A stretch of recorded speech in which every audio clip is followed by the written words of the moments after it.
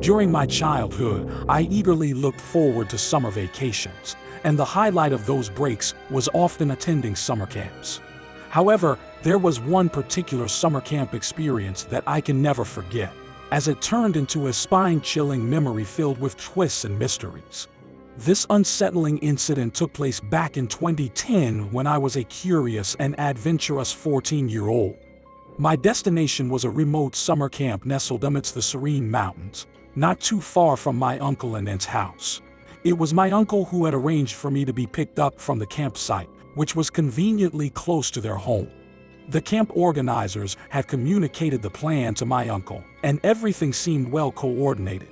The day arrived, and we drove to the designated pickup location with high hopes. However, as we reached the rendezvous point, there was no sign of the camp bus.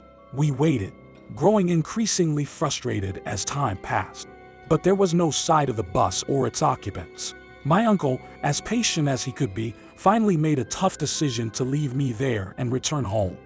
We had to walk a bit from the main road to reach the campsite, so my uncle dropped me off as close as possible.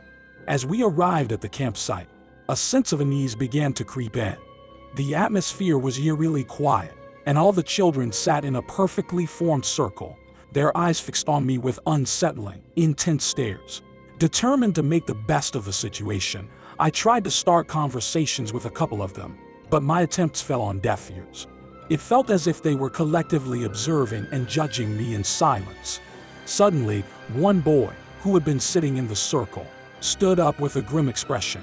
He grabbed a hefty stone from the ground and started marching towards me, his eyes blazing with anger. The others followed suit, their faces contorted with rage.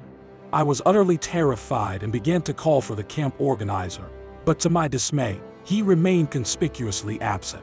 With my heart pounding, I sprinted towards my tent and hastily hid inside.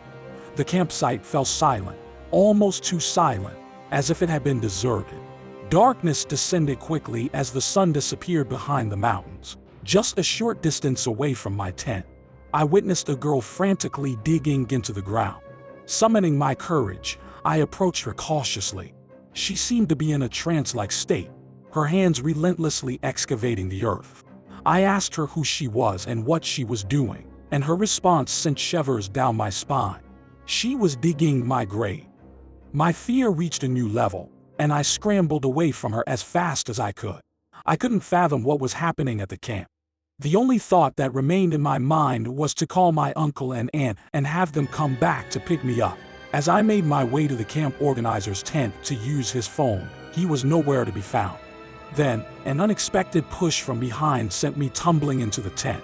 When I turned to see who had attacked me, I was horrified to find the very same camp organizer, now wielding a hammer and shouting for help in a menacing voice.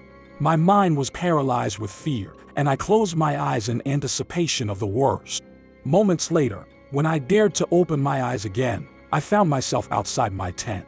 My uncle and aunt were there, looking worried and relieved at the same time. I quickly ran into their arms, seeking comfort and safety. After gathering my wits, I recounted the terrifying experiences of the evening to my uncle and aunt. They listened in shock and disbelief as I told them about the eerie atmosphere, the hostile campers, the girl digging my grave, and the menacing camp organizer. My uncle and aunt revealed to me that they had rushed back to the network area after finally receiving a phone call. It was from the summer camp team, who had been desperately trying to reach them. They were informed that there had been a horrendous accident involving the bus carrying all the campers. In the aftermath of the accident, my uncle and aunt had raced back to the campsite to pick me up, narrowly averting the tragedy that had befallen the other campers. The campsite, once filled with eerie silence, now echoed with cries and chaos. That day, I had cheated death twice, and the campsite's haunting memories haunted me for years to come. Since that spine-chilling incident, I have never attended another summer camp, and the mysteries surrounding that eerie place remain etched in my memory, forever unresolved.